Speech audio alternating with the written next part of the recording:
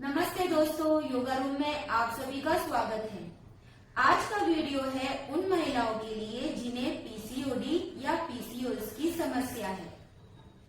आजकल ये समस्या महिलाओं में कॉमन हो गई है। अब पीसीओडी और पीसीओएस क्यों होता है? ये होता है हार्मोनल इम्बैलेंस की वजह से। यानी कि हमारे शरीर में क्या होता है ना, मेल हार्मोन्स ज्यादा प्रोड्यूस होते हैं, जिसकी वजह से क्या होता है, हमारे शरीर पर यानी फेस पर अननेसेसरी हेयर ग्रोथ होते हैं, साथ ही वेट गेन होता है, पीरियड्स इरेगुलर हो जाते हैं या तो पीरियड में फ्लो कम होता है। इसी की वजह से क्या होता है, कंसीव करने के लिए प्रॉब्लम जाती है, प्रेगनेंसी नहीं हो पाती है, हमारी ओवरीज में छोटे छोटे सिस्ट हो जाते हैं। अब इन्हें कैसे दूर किया जा सकता है? हम अपनी लाइफस्टाइल को चेंज करके पीसीओडी और पीसीओएस की समस्या से निपट सकते हैं। इसके लिए हमें क्या करना होगा, हमें हेल्दी डाइट लेनी होगी, अपने वेट को मैनेज करना होगा, हमें साथ ही अपने डेली रूटीन में एक्सरसाइज को, योगा को शामिल करना होगा। तो आज की वीडियो में मैं आपसे कुछ सिंपल योगा आसन, सबसे पहला जो आसन हम करने जा रहे हैं ये है बटरफ्लाई पोज यानी कि तितली आसन। इसे करने के लिए हम अपने दोनों पैरों को सामने की तरफ स्ट्रेच करेंगे, अपने दोनों पैरों को हम अच्छी तरीके से मिलाएंगे। इसके बाद धीरे धीरे हम अपने दोनों पैरों को अपनी पेल्विक एरिया के पास लेकर आएंगे। अपने दोनों हाथों को हम इंटरलॉक करेंगे, फिंगर्स को इंटरलॉक करेंगे और अपने पैरों को अच्छी तरीके से पकड़ेंगे। श्वास को छोड़ेंगे और अपने दोनों घुटनों को ऊपर करना है हमें। श्वास लेते हुए घुटने नीचे, श्वास छोड़ते हुए ऊपर, श्वास लेते हुए नीचे। अगर आप बिगनर्स हो, कंप्लीट बिगनर्स हो, तो आपको इसकी प्रैक्टिस धीरे धीरे करना है। जब आप इसे करके कंफर्टेबल हो जाएंगे तो आप अपनी प्रैक्टिस को बढ़ा सकते हैं। बटरफ्लाई पोज की प्रैक्टिस आप आधा से 1 मिनट तक कर सकते हैं। बटरफ्लाई पोज करने से क्या होता है कि जो ब्लड का सर्कुलेशन है वो पेल्विक रीजन के पास में बढ़ जाता है। ये हमारे पेल्विक मसल्स को भी मजबूत करता है। साथ ही पीरियड्स के दौरान होने वाले जो क्रैम्प्स है उसमें भी ये आसन काफी हेल्पफुल है। जिन महिलाओं को जल्दी कंसीव करना है उनके लिए भी बटरफ्लाई पोज काफी हेल्पफुल आसन है। नेक्स्ट जो अब हम आसन करने जा रहे हैं ये है चक्की चालन आसन। इसे करने के लिए हम क्या करेंगे, अपने दोनों पैरों को अच्छी तरीके से खोल लेंगे। आप अपने पैरों को जितना खोल सकते हैं उतना आपको खोलना है। आपको आपकी जो स्पाइन है वो बिल्कुल सीधी रखना है। हम शुरू करने जा रहे हैं अपने राइट साइड से। तो हम क्या करेंगे, अपने दोनों हाथों की मुट्ठी बनाएंगे और राइट साइड में लेके जाएंगे। श्वास को छोड़ेंगे और आगे झुकेंगे, गोल सर्कल बनाएंगे, श्वास लेंगे, पीछे जाएंगे, श्वास को छोड़ते हुए आगे लेके जाएंगे, अपने हाथों को अच्छी तरीके से सर्कल बनाएंगे, श्वास को छोड़ते हुए आगे, श्वास को लेते हुए पीछे। जितना आप आगे जाएंगे कोशिश करना है आपको उतना ही आपको पीछे जाना है। ये हम कर रहे हैं क्लॉकवाइज। आपको इसकी प्रैक्टिस 10 से 15 बार करनी है क्लॉकवाइज। अब हम करेंगे एंटी क्लॉकवाइज। श्वास को छोड़ते हुए आगे, श्वास को लेते हुए पीछे, श्वास को छोड़ते हुए आगे और श्वास को लेते हुए पीछे। अच्छे से आपको सर्कल बनाना है। एंटी क्लॉकवाइज भी आपको 10 से 15 बार प्रैक्टिस करनी है और सेंटर में आके रुक जाना है।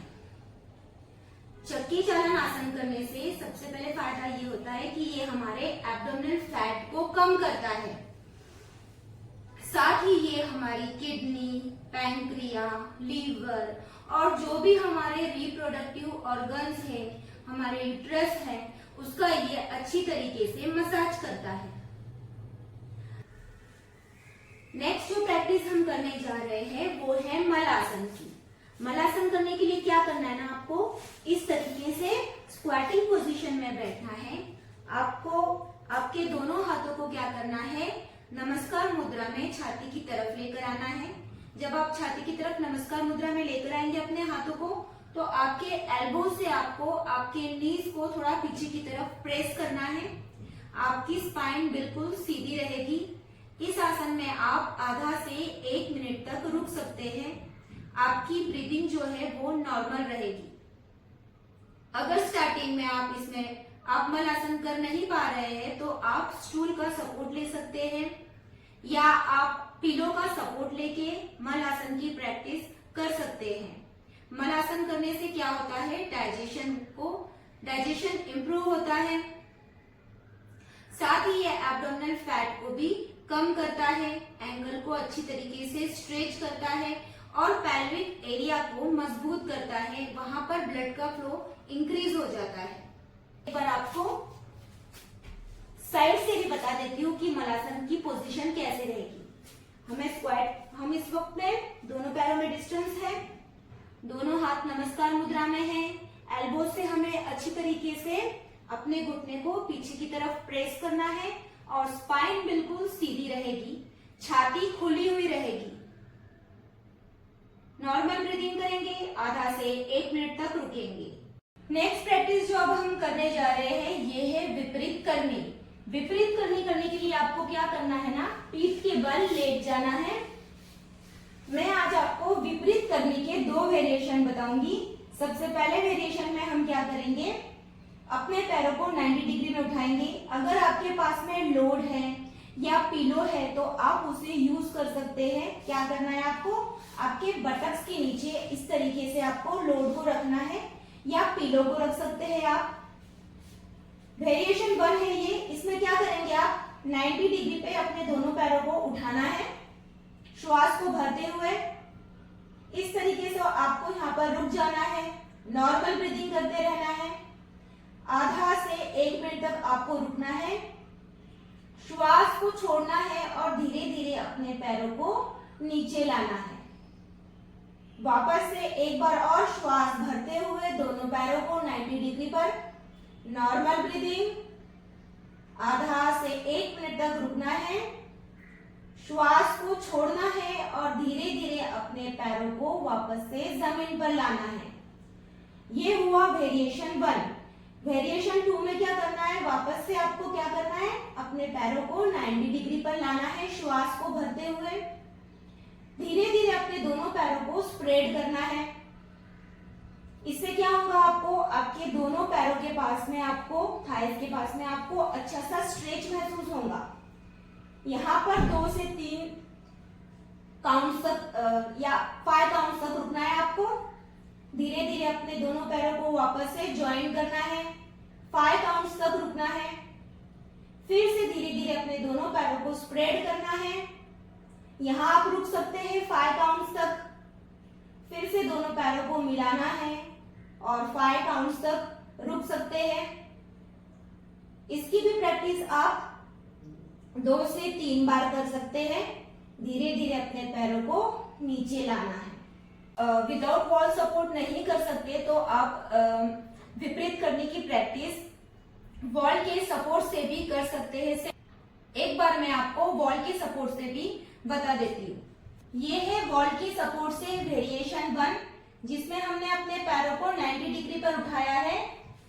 बटक्स को सपोर्ट देने के लिए हमने लोड का इस्तेमाल किया है। इस तरीके से हमको अपने पैरों को 90 डिग्री पे उठाना है। कुछ देर तक हम रुक सकते हैं, नॉर्मल ब्रीदिंग करेंगे।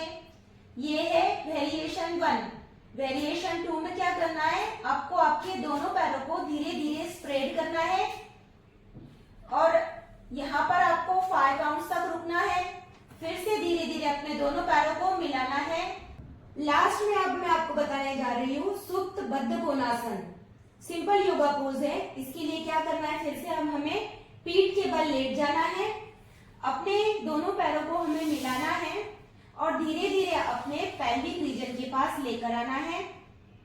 अपने दोनों हाथों को रिलैक्स करना है, नॉर्मल ब्रीदिंग करना है। अगर आपको इस तरफ थाइस में कहीं दर्द हो रहा है, आप अपने पैरों को अच्छी तरीके से नहीं फैला पा रहे हैं या कंफर्टेबल नहीं है, तो आप ना पिलो का इस्तेमाल कर सकते हैं। इस तरीके से पिलो को अपने दोनों थाइस के पास में सपोर्ट के लिए आप यूज कर सकते हैं। हाथों को ढीला छोड़ना है, नॉर्मल ब्रीदिंग करना है। बद्ध कोणासन से क्या होता है, पैल्विक रीजन के पास में अच्छी तरीके से ब्लड का फ्लो होता है। ये ओवरीज को और हमारे रिप्रोडक्टिव ऑर्गन्स को अच्छी तरीके से स्टिमुलेट करता है। ये आसन स्ट्रेस और एंजाइटी को भी कम करता है। आपके पीसीओडी की प्रॉब्लम को मैनेज करना है तो आपको हेल्दी डाइट लेना है, आपको रेगुलर एक्सरसाइज करनी है जिसमें आपको योगा भी शामिल करना है, साथ ही आपको आपके वेट को भी मैनेज करना है, स्ट्रेस और एंजाइटी को भी आपको मैनेज करना है, जिसके लिए आप मेडिटेशन और प्राणायाम का सहारा ले सकते हैं।